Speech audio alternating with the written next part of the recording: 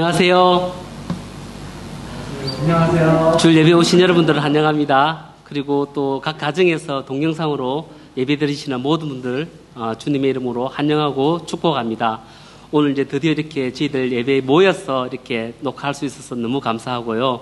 잠깐 기도하시고 찬양으로 예배로 나아가겠습니다.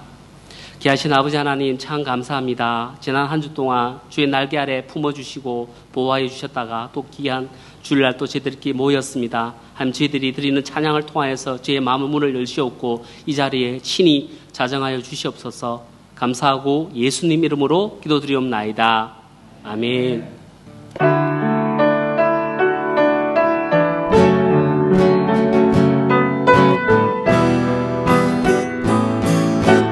아침 한개 눈 안 가리듯 아침 한개 눈 안 가리듯 나의 약한 믿음 의심 쌓일 때 부드럽게 다가온 주의 음성 아무것도 염려하지 마라 빗줄기에 가입해 작은 소망 사라져갈 때 고요하게 들리는 주의 음성 내가 너를 사랑하노라 외로움과 방황 속에서 주님 앞에 나아갈 때에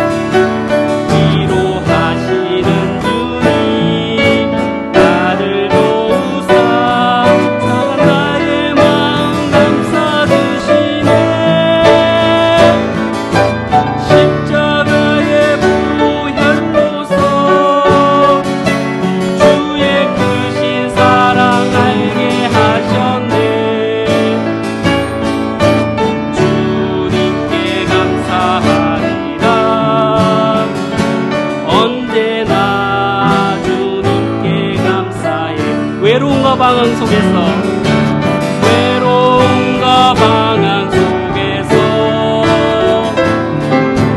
주님 앞에 나아갈 때에 위로하시는 주님 나를 도우사 상한 나의 마음 감싸 주시네 십자가의 보혈로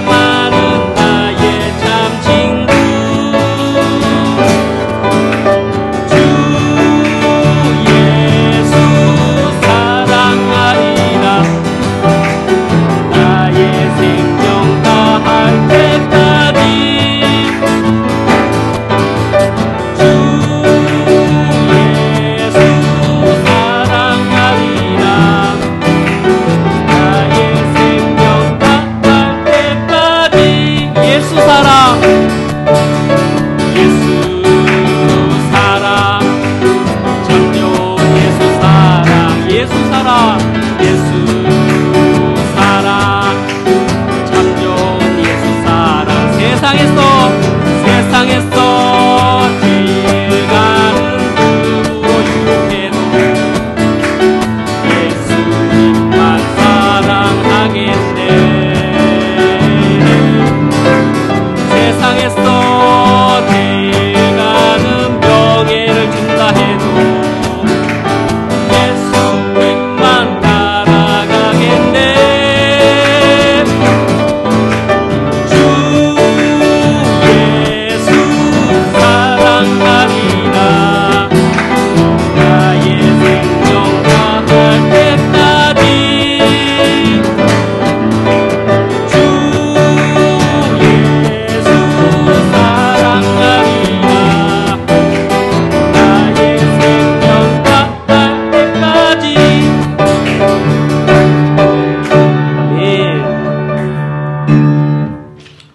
저희들 이제 코로나가 조금 잠잠해지고 이제 저희들도 출근하기 시작하고 이제 조금 저희들이 이제 사회적인 활동을 하기 시작하는데 이 모든 것들이 은혜인 것 같습니다. 하나님의 은혜 없이는 그 아무것도 조그만 것도 우리가 우연히 되는 건 없는 것 같고 다 하나님의 뜻 안에서 우리가 지금 이 시간 예배하는 것조차도 다 하나님의 큰 은혜임을 믿습니다. 다 함께 이런 마음으로 은혜 찬양 드리도록 하겠습니다.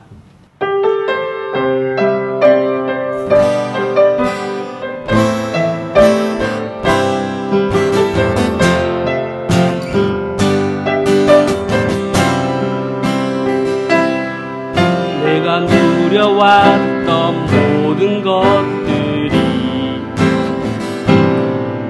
내가 지나왔던 모든 시간이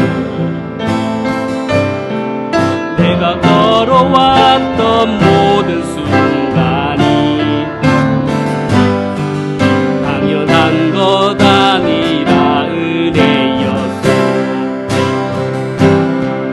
아침 해가 뜨고 저녁에 노을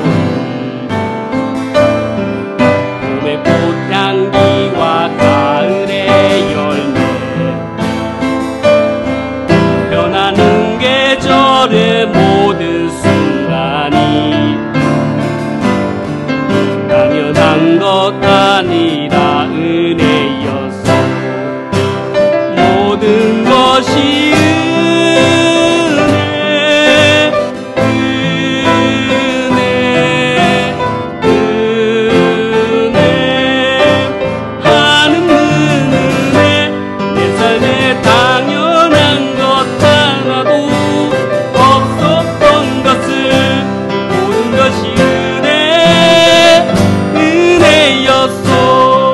이 땅에 내가 이 땅에 태어나 사는 것 어린아이 시절과 지금까지 숨을 쉬며 꿈을 꾸는 삶 당연한 것 아니라 은혜였어. 하나님의 자녀로 살며 오늘 찬양하고 예배하는 삶 복음을 전할 수 있는 축복이 당연한 것 아니라 은혜였어. 모든 것이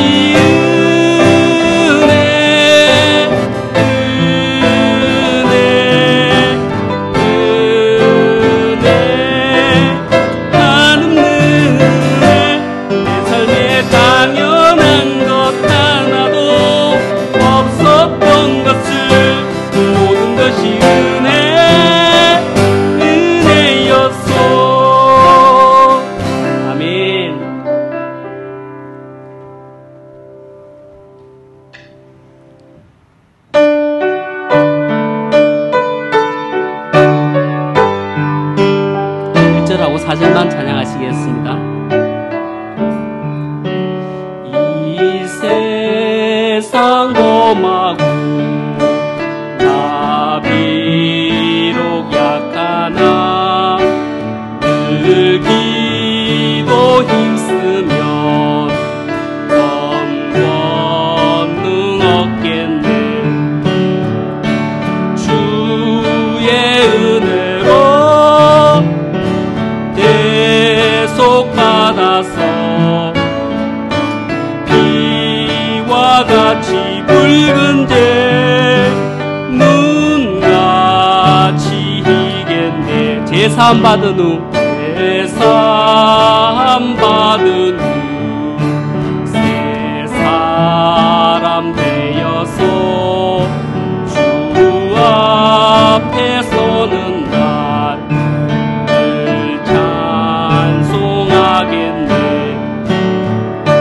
주의 은혜로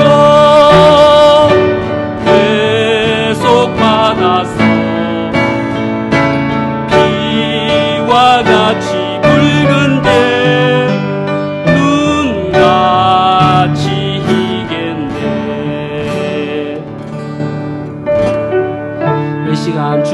위해서 다 같이 함께 기도드리겠습니다. 하신 아버지 하나님 참 감사합니다. 오늘 거룩한 주를 허락하여 주시고 저희 또 성전에 모여서 주님께 경배와 찬양을 통하여 또 하나님께 영광 돌리기를 원합니다.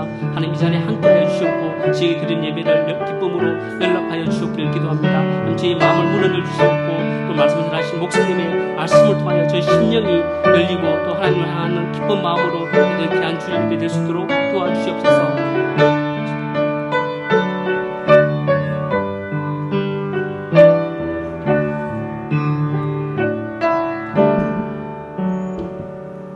사랑의 하나님, 우리를 사랑하시며 은혜를 베푸시기를 원하시며 우리를 늘 안전하게 지켜주시며 무엇보다 우리에게 참 소망의 기쁨을 주시는 하나님 감사합니다. 이 땅의 많은 사람들 가운데 저희를 구별하셔서 이렇게 베델교회 성도로서 대면 예배가 불가능하다는 핑계로 예배를 소홀히 하지 아니하고 각자 있는 곳에서 하나님께서 기뻐하시는 감사의 예배를 드리게 하시니 감사합니다. 하나님 온전히 받으시는 예배가 되기를 간절히 소망합니다. 부족한 저희들을 만물 중에 택하여 부르시고 하나님의 자녀가 되는 기쁨을 주셨는데 저희들은 연약하여 지난 한 주간도 이 험난한 세상을 살아가면서 지은 죄와 허물들이 많습니다. 저희 마음의 죄악을 품지 않도록 인도하여 주시고 저희 안에 회개하지 않은 죄, 주님께 나아가는데 걸림돌이 있다면 생각나게 하시고 돌이키기를 원합니다. 세상 일에 미혹되지 않고 믿음을 잃지 않도록 인도하여 주시고 성령으로 인도하사 회개케 하시고 십자가 보혈로 깨끗게 용서하여 주옵소서. 주님, 코로나로 인해 교회가 많이 위축되고 함께 모여 기도하고 예배하기가 어려운 상황 가운데서 음부의 권세가 이기지 못하는 교회가 되게 하시고 복음을 힘있게 전하는 교회, 바른 복음을 선포하는 교회가 되게 하시고 새롭게 시작된 번역 설교를 통하여 이곳에 한인뿐 아니라 복음이 절실하게 필요한 많은 다문화 가정과 베트남 분들이 하나님의 자녀가 되는 축복이 주어지기를 소망합니다. 기관과 부서의 리더로 세우신 주의 종들에게 지혜와 능력을 주시고 늘 성령의 힘을 더하여 맡은 사명을 넉넉히 감당하게 하옵소서. 사랑의 하나님, 이 시간 간절한 마음으로 당신을 찾아온 성도들에게 은혜를 베풀어 주옵소서. 집집마다 여러 가지 말할 수 없는 어려움으로 인해 광야길과 다를 바 없는 인생길에서 낮에는 구름 기둥으로 밤에는 불 기둥으로 매 순간 우리를 위해 일하시고 우리를 인도해 주시는 주님을 의지하며 기도합니다. 성도들의 가정마다 그들의 건강을 지키시고 또한 경제적으로 어려운 상황 가운데 그들의 재정을 지켜주시고 하나님의 따뜻한 손길로 우리 성도들의 가정을 돌보아 축복의 삶을 살아갈 수 있도록 인도하여 주옵소서. 이 시간 주님의 말씀을 선포하실 장상진 목사님께 말씀의 권세와 능력을 더하셔서 선포되는 말씀마다 성도들이 큰 은혜를 받게 하옵소서. 담임 목사님과 부목사님 그리고 앞장선 임원들에게 기름 부어주시고 무엇보다 사랑의 은사를 물붓듯 허락하셔서 성도들을 섬기고 세우는 가운데 넘치는 사랑으로 감당케 하옵소서. 이 예배의 시작과 끝을 온전히 주님께 의지합니다. 이 모든 말씀 예수 그리스도의 이름으로 기도드립니다. 아멘.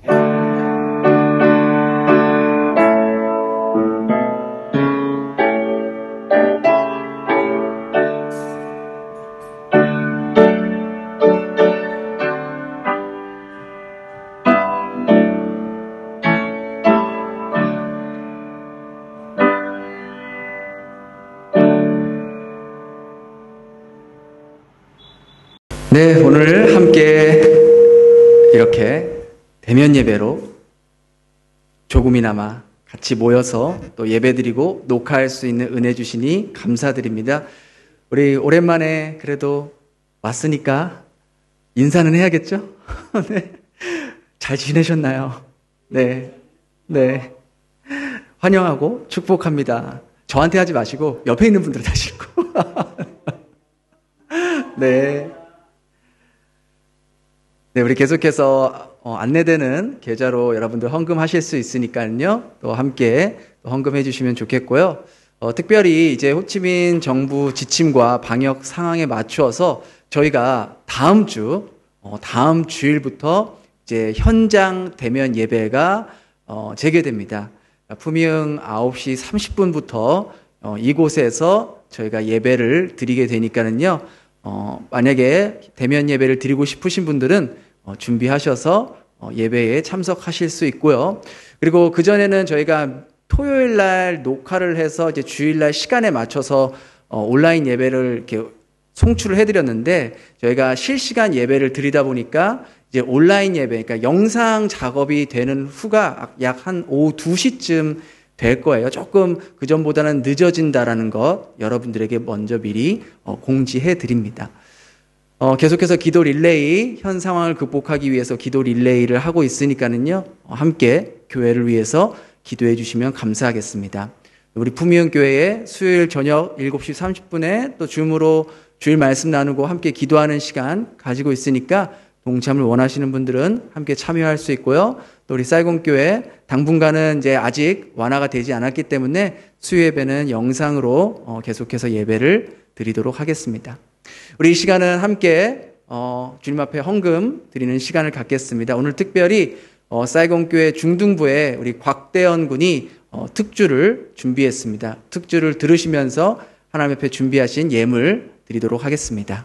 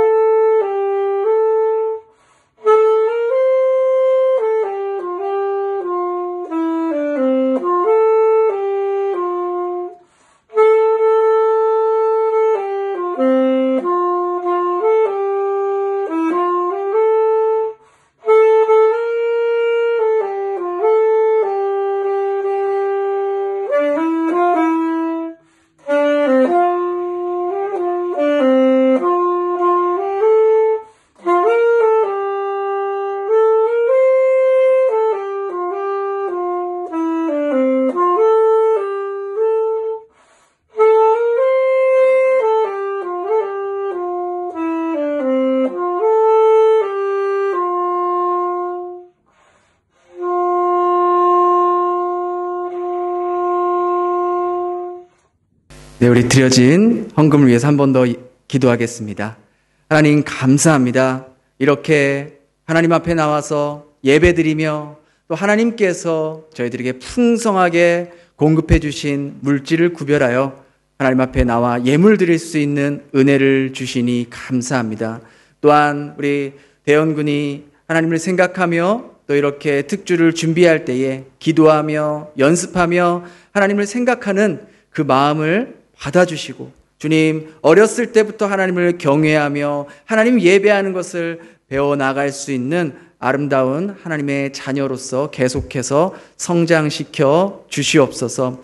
하나님 또 이 시간 가운데 하나님 앞에 드려진 이 예물이 생명을 살리고 또 영혼을 살리며 하나님 나라가 전파되며 하나님의 통치하심이 계속해서 전파되는 일에 사용되어질 수 있도록 하나님 은혜를 더하여 주시옵소서. 혹 이 어려운 시기 가운데에서 재물로 인해서 힘들어하고 마음 아파하고 어려워하는 지체들이 혹 있다면 이 예배 시간을 통해서 다시 한번 하나님이 나와 함께하고 계시다는 것을 경험할 수 있는, 느낄 수 있는 그러한 아름다운 시간이 될 수 있도록 은혜를 허락하여 주시옵소서. 감사드리며 예수님 이름으로 기도드렸습니다. 아멘. 네, 오늘 우리 함께 나눌 말씀은요, 디모데전서 6장 17절에서 19절까지입니다. 디모데전서 6장 17절에서 19절. 우리 짧은 세 구절이니까요, 함께 같이 읽도록 하겠습니다. 17, 18, 19절 같이 읽겠습니다. 내가 이 세대의 부한 자들을 명하여 마음을 높이지 말고 정함이 없는 재물을 소망에 두지 말고 오직 우리에게 모든 것을 후히 주사 누리게 하시는 하나님께 두며 선한 일을 행하고 선한 사업에 부하고 나눠주기를 좋아하며 동정하는 자가 되게 하라. 이것이 장래의 자기를 위하여 좋은 터를 쌓아 참된 생명을 취하는 것이니라. 아멘. 오늘부터 한 3번 정도에 걸쳐서 제가 성경적인 재물관 또 올바른 재정 관리에 대해서 여러분들과 함께 나눠보려고 합니다.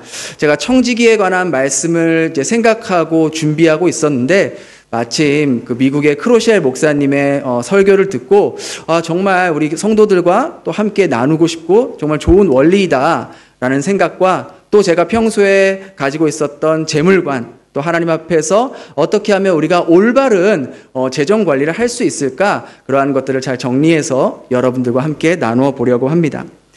우리는요 살아가면서 지금보다 조금 더 많은 돈을 가지기를 원합니다. 아마 누구나 다 그럴 거예요. 그 이유는 지금보다 더 많은 돈을 소유하면은 더 행복할 거라고 생각하고 좀 더 안정된 미래를 준비할 수 있을 거라는 그러한 믿음 때문이죠. 여러분들도 아마 지금보다 더 내가 조금 수입이 더 많았으면 좋겠다라고 생각하시죠? 네. 만약 그렇다고 생각하시는 분 손을 한번 내려주세요. 역시 여러분들은 모두 다 지금보다 더 많은 수입을 원하시는 것 같습니다.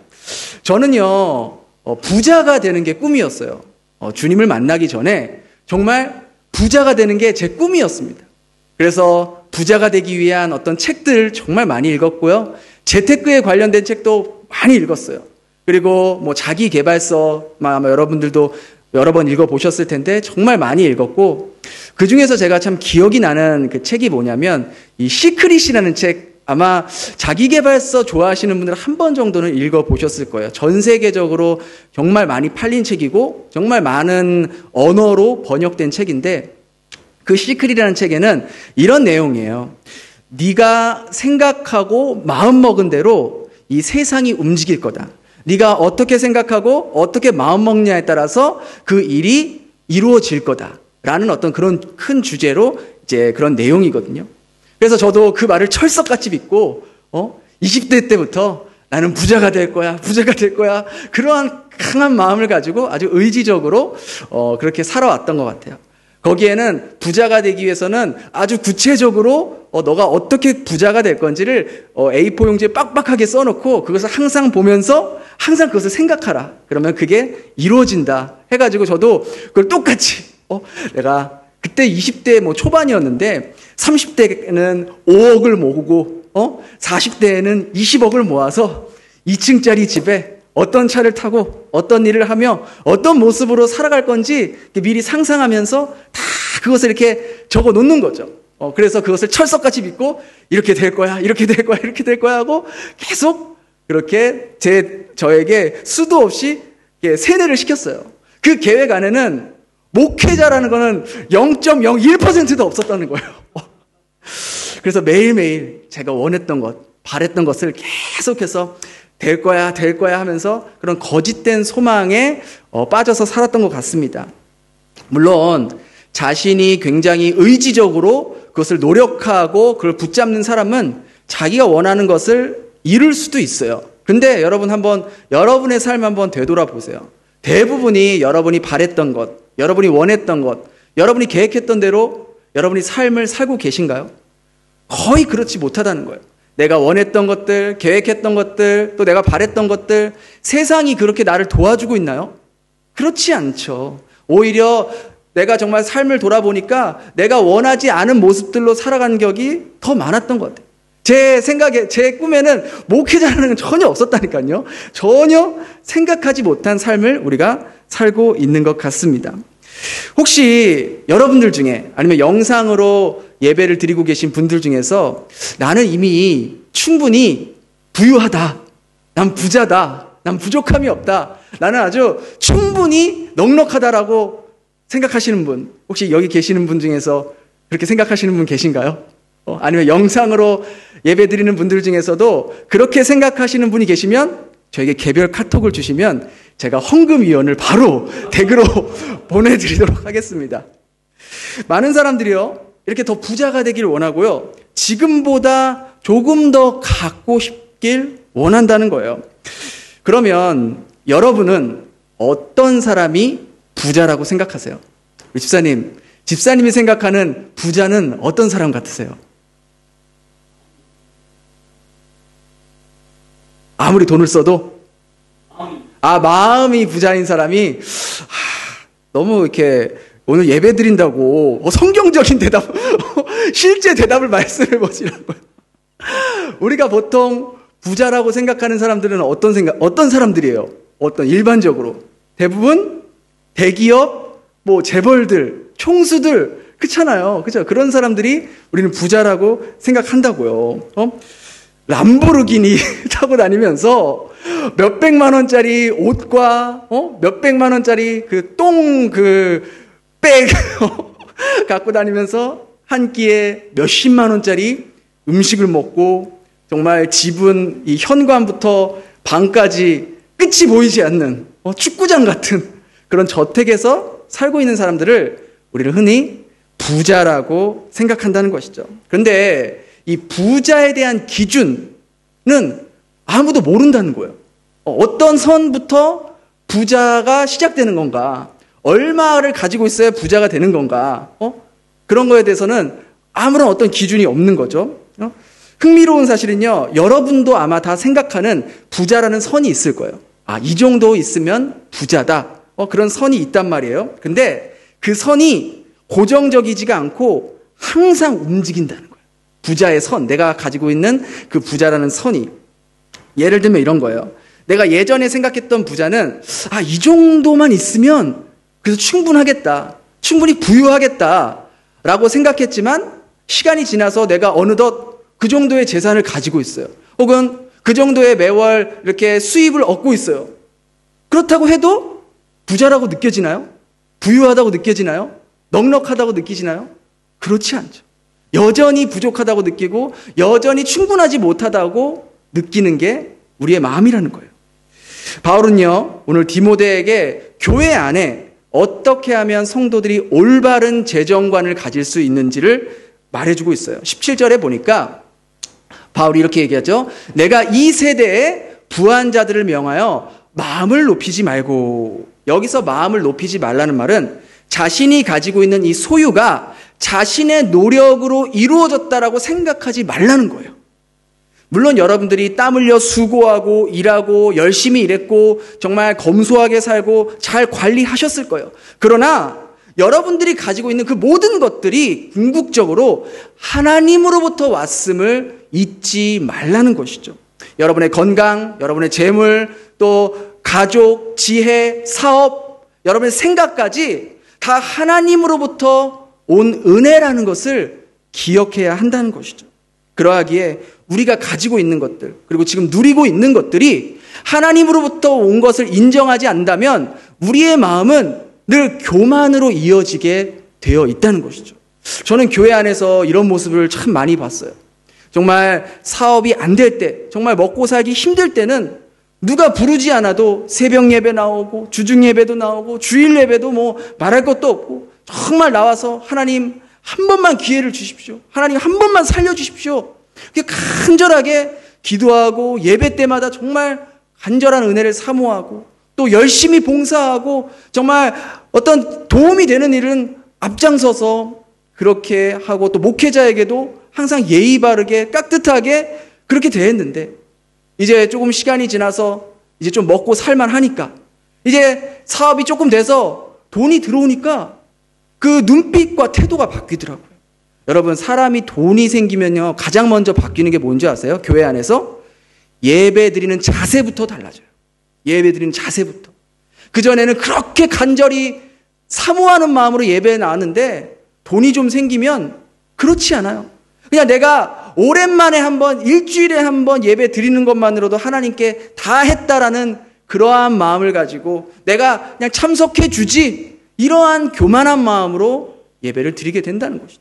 또 그런가 하면은 세상 일에 너무 빠져서, 돈 버는 일에 너무 빠져서 교회 봉사는 뭐 예전부터 말할 것도 없고 목회자에게도 그전에는 그렇게 깍듯했는데 이제 돈이 좀 생기니까 자기의 목소리를 내려고 하고 자기 의견이 반영되지 않으면 삐딱하게 나가는 모습들을 저는 이 작은 교회 안에서도 그렇게 많이 봤다라는 것이죠.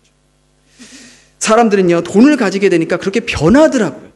그래서 바울은 부유한 자들에게 교만하지 말아야 한다, 마음을 높이지 말아야 한다라고 말하고 있는 것이죠. 우리가 올바른 재물관을 가지기 위해서 먼저 부유함이 어떤 것인지 좀 올바로 알 필요가 있어요. 이 한 설문조사의 기관에 따르면요, 직장인들을 대상으로 이렇게 물어봤다고 합니다. 당신은 얼마의 소득이 있어야 부유하다고 생각하십니까? 라고 물어봤어요. 그래서 한 달에 200만 원의 월급을 받는 사람에게 어느 정도 벌어야, 어느 정도 수입이 돼야 넉넉하시겠습니까? 라고 물어보니까 뭐라고 대답했냐면 한 달에 500만 원은 벌어야 충분하다고 생각이 듭니다. 라고 답변을 했어요. 그래서 한 달에 500만 원을 버는 사람에게 동일한 질문을 똑같이 했습니다. 뭐라고 대답할게요? 1000만 원은 벌어야 제가 충분하고 넉넉하다고 생각합니다. 그래서 다시 물어봤어요. 아니 500만 원도 충분한 거 아니세요? 넉넉하지 않으세요? 아유, 무슨 소리세요? 지금 뭐 대출금에, 집세에, 보험금에, 학비에, 학원비에 다 쓰고 나면 남는 게 없어요. 지금도 빡빡해요. 이렇게 대답했다는 것이죠. 이처럼 부자의 선이란 참 정하기가 어려운 것 같아요. 어느 누구도요, 자신이 부유하다고 생각하지 않아요. 여러분, 여기 계신 우리 집사님들, 내가 부유하다고 생각하세요? 그렇게 생각한 적 한 번도 없으시죠? 그죠? 여전히 부족하다고 느끼시죠? 집사님? 맞아요. 그렇다는 거예요. 심지어는요, 한 달에 1000만 원, 그러니까 연봉 1억이죠? 1억이 넘는 사람들에게 물어보니까 당신은 지금 부유하다고 느끼시나요? 하니까 정색을 하면서, 아니, 무슨 소리냐고. 저는 아직도 부족하고요. 좀 더 벌어야 조금 넉넉해질 것 같아요. 라고 대답을 했다는 것이죠. 이걸 통해 우리가 알 수 있는 것은 부자의 선이란 끊임없이 이동하고 있다는 거예요. 만족할 수가 없는 것이죠. 우리도 한번 이런 생각을 해본 적이 있을 거예요. 아, 이 정도만 벌어도 내가 지금보다는 좀 여유로운 삶을 살 수 있을 텐데. 그러니까 100만 원 벌었던 사람이 200만 원만 벌면 좀 괜찮아질 것 같은데, 내 삶이 좀 편해질 것 같은데 생각하는데, 그때 이제 시간이 지나서 200만 원을 벌었을 때 그가 정말 과연 난 드디어 부자의 선을 넘었다, 난 부자다, 난 충분하다, 넉넉하다, 그렇게 생각할까요? 전혀 그렇지 않죠. 그 선이 돼도 여전히 빡빡하고 여전히 부족하고 여전히 충분치 않다라고 느껴지는 게 사람의 마음이라는 거예요. 500만 원을 벌어도 1000만 원을 벌어도 동일하게 자신이 생각했던 부자의 선을 이미 넘었지만 어느 누구도 자기가 부유하다고 생각하지 않는다는 거예요. 그래서 계속해서 그 부자의 선을 앞으로 당긴다니까요. 내가 그전에는 이 정도 선이었으면 부자라고 해서 그 선을 넘었어요. 근데 여전히 부유하다고 생각하지 않아요. 계속해서 그 선을 앞으로 당겨 놓는 것이죠. 이러한 모습이 계속되면요, 자신의 삶의 만족도도 느끼지 못하고 더 나아가서 하나님께서 은혜로 주신 그 물질들을 올바로 사용하지 못하면서 살아가게 된다는 것입니다. 그러면 어떻게 해야, 어떻게 살아야 우리가 올바른 부자의 모습으로 살아갈 수 있을까? 먼저는 누가 부자인지를 올바로 알아야 돼요. 어떤 사람이 부유한 사람인가? 그것은요, 바로 여기 계신 여러분들이 영상으로 예배드리시는 여러분들이 이미 부자라는 사실입니다. 여러분들이 이미 부유한 사람들이에요. 여러분들이 이미 충분히 하나님께 공급받고 있다는 사실입니다. 속으로 지금 다들 그러실 거예요. 네? 제가 부자라고요? 목사님 무슨 말씀하시는 거예요? 그죠? 그렇게 대답하셨죠? 근데 여러분 부자 맞습니다. 제가 부유하다고요? 네, 여러분은 이미 충분히 부유한 사람들입니다. 왜 여러분들이 이미 부유하냐? 왜 여러분들이 이미 부자냐?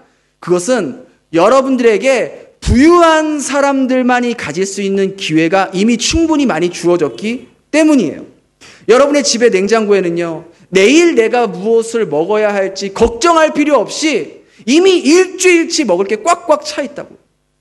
지금이야 코로나 때문에 이동이 제한됐지만 여러분은 최소한 1년에 한 번씩은 가족을 데리고 해외든 베트남 국내든 한국이든 여행을 가실 수 있었어요. 또 그런가 하면 아이들을 데리고 쇼핑몰에 가서 옷도 사주고 먹을 것도 사주고, 또 여러분들이 원하시면은 집에 여러분의 집안일을 도와줄 수 있는 사람도 고용할 수 있을 정도로 여러분들은 부유하다고요. 이런 모든 것들은 부유한 자들만 누릴 수 있는 혜택이라는 거예요. 이런 모든 것들이 하나님께서 여러분들에게 은혜로 주셨다는 것을 깨달을 때 올바른 부자의 모습으로 살아갈 수가 있다는 거예요. 이미 여러분은요, 너무나도 부유한 상태예요. 하나님이 이미 여러분을 충분히 여러분이 필요한 그 이상의 것들로 여러분을 축복해 주셨어요. 충분히 채워주셨다고요.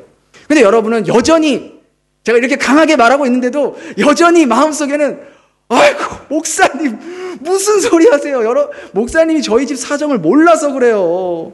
저는 목사님이 생각하는 그런 부유한 상태가 아니에요. 부자인 상태가 아니에요. 지금도 얼마나 빡빡한데요. 나갈 게 얼마나 많은데요. 아니요. 그렇지 않습니다. 여러분은 이미 충분히 부자이며 충분히 하나님께 많은 것을 받았고 하나님이 넘치게 부어주셨어요.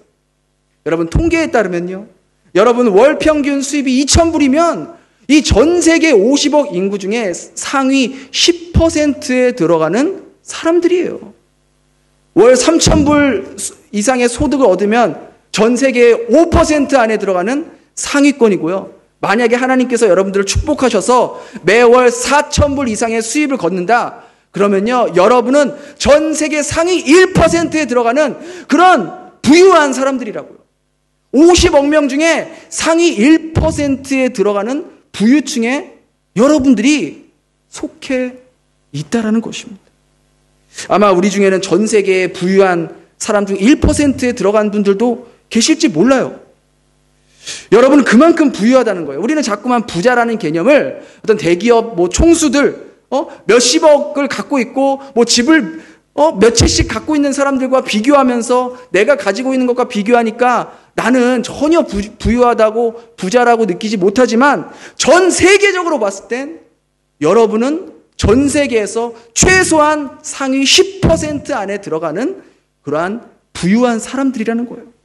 지금이야 코로나로 인해서 사업이 어려워지고 또 월급이 삭감되고 또 월급 못 받고 또 예기치 못한 질병 때문에 큰 돈이 들어가고 사고로 인해서 여러 가지 지출이 돼서 경제적으로 어려우신 분들도 분명히 계신 것 압니다. 그러나 여러분들 코로나 전까지만 해도 여러분은 상위 10%에서 1%에 들어가는 부유한 사람들이었다는 거예요. 많은 사람들이 나는 부유하지 않아요. 난 지금도 부족해요. 전 지금도 빡빡해요. 저는 절대로 부자가 아니에요. 여러분, 여러분이 지금까지 누리고 있었던 것들을 조용히 한번 돌아보세요. 여러분은 여러분의 집이 더우면요, 에어컨을 틀 수 있는 환경이 되어 있습니다. 여러분이 원하시면 욕실에서 언제든지 뜨거운 물로 샤워할 수 있는 그러한 환경에서 살고 계세요. 집에서 밥해 먹기 귀찮으면은 편하게 전화 한 통으로 음식을 시켜 먹을 수 있는 그러한 환경이 되어 있으시다고요. 그 정도면 여러분은 부유한 삶을 살고 있다는 겁니다. 제가 지난번에도 말씀드렸지만 우리가 지금 살고 있는 이 베트남의 국민소득이 평균 전체적인 국민소득이 월 225불이라니까요. 전체적으로. 그런데 그나마 제일 잘 산다는 이 호치민 월 평균 국민소득이 450불이에요. 450불. 여러분은 그것에 비하면 최소한 10배에서 20배까지 월 수입을 얻고 계신 상류층에 속하고 있다라는 거예요. 개발도상국에 사는 30억 명의 이상의 사람들이 생각하는 부자라는 개념은요, 이런 거예요. 부자들은 레스토랑이라는 곳에 가서 한 끼 음식을 먹는데 3개 이상의 음식을 먹을 수 있대. 에피타이저도 먹고 메인 메뉴도 먹고 디저트라는 것도 먹고 그것도 모자라서 집에 와서 또 아이스크림과 쿠키도 먹는데 그게 부자들이 누릴 수 있는 거야. 또 그런가 하면은 부자들은 집에 가면 얼음 창고에 종류별로 먹을 것을 쫙 쌓아두고 냉장고 문을 열면서 먹을 게 없네. 뭘 먹지? 시켜 먹어야겠다.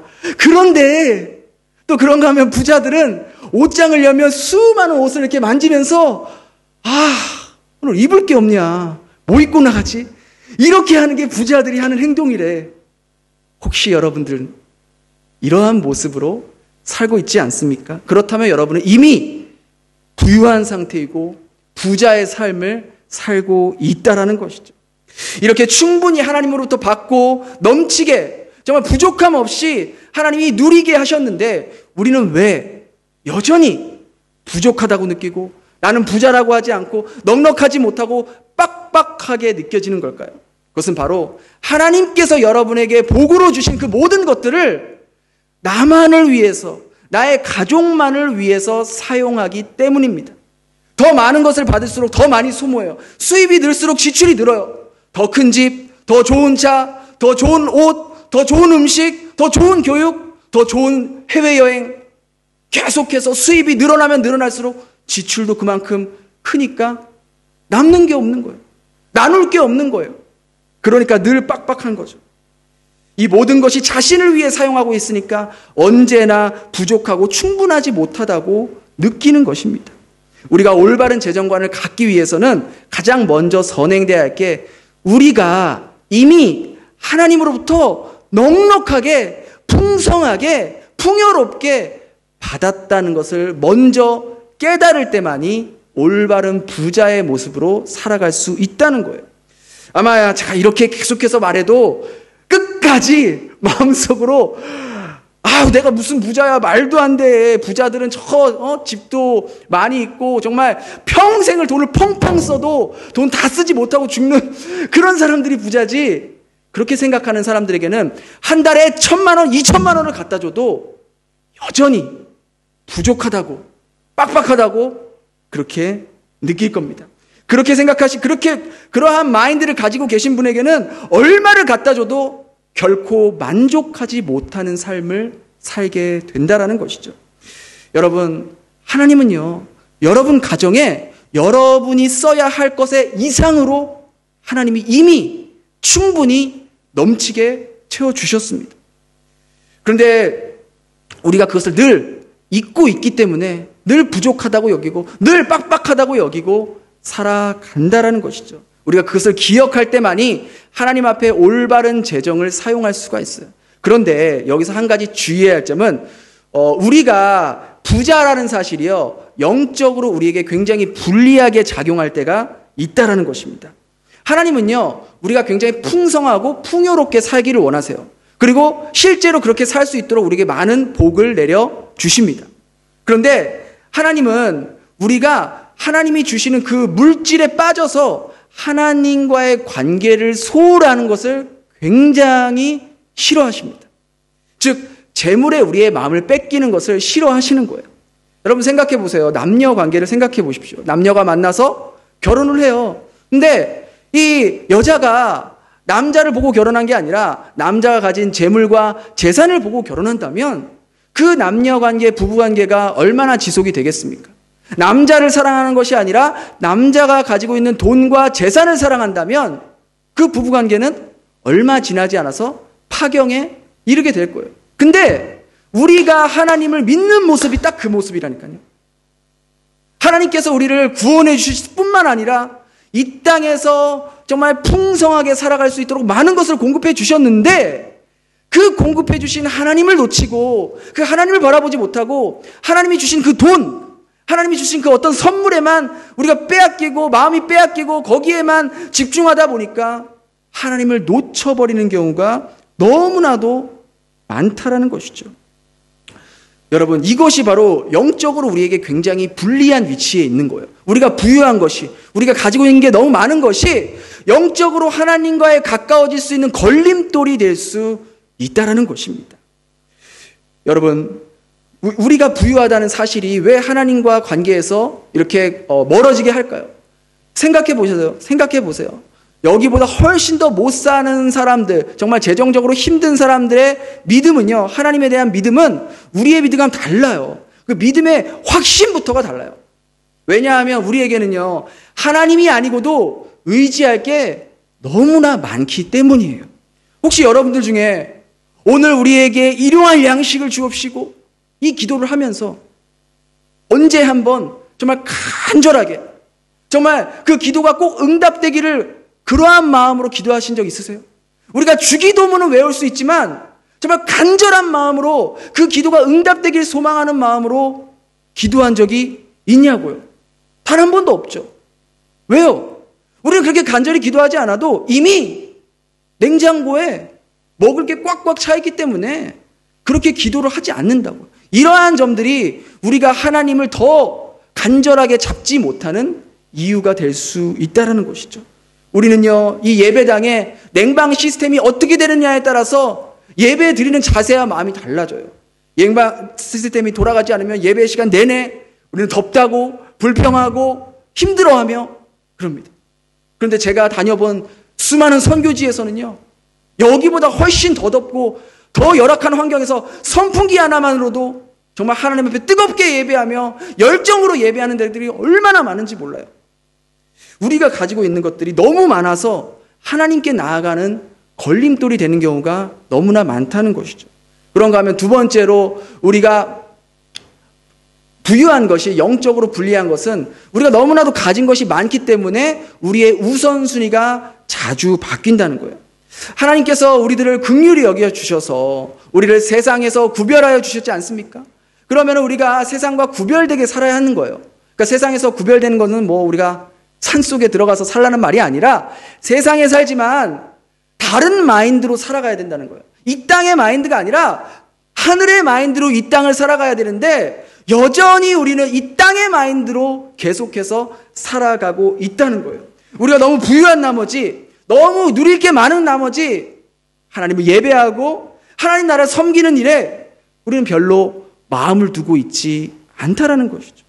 하나님이 주신 것들을 하나님 나라를 위해 사용하기보다는 세상 일에 너무 바빠서 거기에 너무 많이 쏟아붓는 우리의 모습들이죠. 쉽게 돈 버는 법, 쉽게 성공하는 법, 아이들 좋은 대학 들어가게 하는 방법, 이런 것을 얻기 위해서는 내 시간과 재물과 에너지를 그렇게 쓰면서 내가 정말로 하나님과 더 가까워지는 방법, 어떻게 하면 예배를 정말 진실되게 드릴 수 있을까? 어떻게 하면 잃어버린 한 영혼을 주님께 데리고 올 수 있을까? 이러한 질문들에 대해서는 우리가 그동안 얼마나 관심을 가지며 살아왔는지 돌아봐야 한다는 것이죠. 우리가 부유한 것이 오히려 우리에게 독이 되어서 정말 우리 삶에 가장 중요한 것을 놓치게 만든다니까요.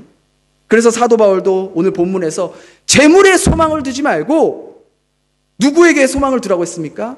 바로 하나님에게 소망을 두라고 했어요. 아마 그 디모데가 있었던 교회도 많은 성도님들이 재물에 소망을 두고 재물에 마음을 두고 재물을 의지하는 성도들이 많았던 것 같아요. 그래서 바울은 재물에 소망을 두지 말고 바로 하나님에게, 근데 어떤 하나님이라고 말하니까 모든 것을 후히 주사 누리게 하시는 그 하나님, 모든 것을 후히 주사 누리게 하시는 그 하나님, 풍성하게 넘치게 차고 넘치도록 주시는 그 하나님께 너희들의 소망을 두라고 말했던 것이죠. 여러분이 부자가 되려 하지 않아도 됩니다. 여러분 이미 부자예요. 여러분 이미 부유합니다. 여러분 이미 하나님께서 넉넉하게 여러분이 먹고 쓰고 할 그 이상의 것들을 부어주셨다고요. 그러나 여전히 아니야. 난 지금도 부족해. 난 지금도 빡빡해. 난 부자가 아니야. 난 목사님 말에 동의할 수 없어. 라고 생각하는 사람은 계속해서 자신의 삶에 만족을 느끼지 못하고 늘 부족함을 느끼면서 더 조금만 그렇게 아둥바둥 살다가 삶을 마감하게 될 것입니다. 저는 여러분에게 진실을 말해줄 의무가 있고요. 여러분이 하나님 앞에 올바로 설 수 있도록 인도해야 하는 책임이 있습니다. 그 안에 여러분들이 하나님께 받은 재물도 예외는 아니라는 것이죠. 저는요, 정말 여러분이 하나님 앞에 인정받는 부자의 모습으로 살기를 바라요. 하나님이 여러분에게 주신 것들을 하나님이 기뻐하는 곳에 하늘의 재물을 쌓아두는 그러한 삶이 되기를 간절히 바라고 있다는 것이죠. 그러기 위해서 가장 먼저 선행되어야 할 것이 여러분은 이미 하나님으로부터 충분히 넘치게 누리게 받았다는 것. 이미 여러분은 부유한 사람이라는 것. 이미 여러분들은 부자라는 것을 먼저 깨달으셔야 한다는 거예요. 바로 이것이 하나님 앞에 올바로 재물을 사용하는 첫 걸음이라는 것이죠. 여러분 생각해 보십시오. 내가 충분히 받았다고 생각하고 내가 넘치게 받았다고 생각하면 여러분들의 재물을 나눠주는 일에 지금보다 더 관대하게 필요한 사람들에게 나눠줄 수 있지 않겠습니까? 그러나 내가 여전히 부족하고 여전히 빡빡하고 여전히 나는 충분하지 않다고 생각하면 여러분은 여러분의 재물을 필요한 사람들에 나눠주는 일에 인색하게 될 것입니다. 여러분은 여러분의 재물을 나눠주는 일에 관대하십니까? 아니면 인색하십니까? 이번 한 주 하나님께서 내게 부어주신 것들을 돌아볼 수 있길 바랍니다. 나는 이미 하나님께 많은 것을 받았고 축복받았고 많은 것을 누리며 부유하게 살고 있다는 것에 대해서 다시 한번 진심으로 감사하면서 하나님을 찬양하면서 내게 주신 것들을 생명을 살리는 일에 하나님 나라가 전파되는 일에 영혼 구원하는 일에 흘려보내며 살아갈 수 있는 저와 여러분 될 수 있기를 예수님 이름으로 축원합니다. 기도하겠습니다. 하나님, 오늘 말씀을 통해 하나님께서는 이미 저희들이 필요한 것보다 훨씬 더 많은 것을 부어주셨음을 깨닫게 됩니다. 그럼에도 불구하고 저희가 늘 부족하다고 충분하지 못하다고 느끼는 것은 저희들의 욕심으로 인해 나만을 위해 사용하며 살았기에 늘 부족하고 충분치 않다고 생각하며 살아왔습니다. 주여, 저희들의 이런 잘못된 마음들이 변화될 수 있게 하여 주시고 이미 하나님은 저희들에게 수많은 물질의 복을 허락해 주셨습니다.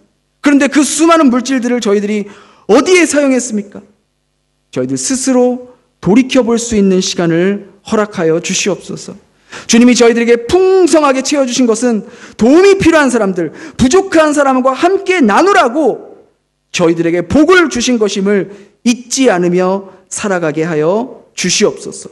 더 많은 것을 소유하려고 하기보다는 이미 많은 것을 소유했음을 깨달으며 내게 주신 것들을 나누며 흘려보내며 올바른 부자의 모습으로 살아갈 수 있게 하여 주시옵소서. 그렇게 변화시켜 주실 주님을 기대하오며 예수님의 이름으로 기도드립니다.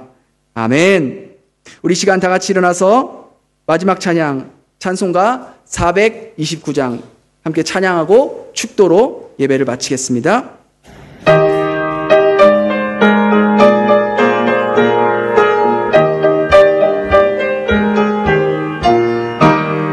세상 모든 풍파 너를 흔들어 약한 마음 낙심하게 될 때에 내려주신 주의 복을 세어라. 주의 크신 복을 내가 알리라. 받은 복을 세어 보아라. 크신 복을 내가 알리라. 받은 복을 세어 보아라. 주의 크신 복을 내가 알리라. 세상 근심 걱정 너를 누르고 십자가를 등에 지고 갈 때에 주가 내게 주신 복을 세워라. 두려움 없이 항상 찬송하. 아멘. 받은 복을 세어 보아라. 크신 복을 내가 알리라. 받은 복을 세어 보아라. 주의 크신 복을 내가 알리라. 세상 권세 너의 앞길 막을 때 주만 믿고 낙심하지 말아라. 전사들이 너를 보호하리니 염려 없이 앞만 보고 가. 받은 복을 세어 보아라. 크신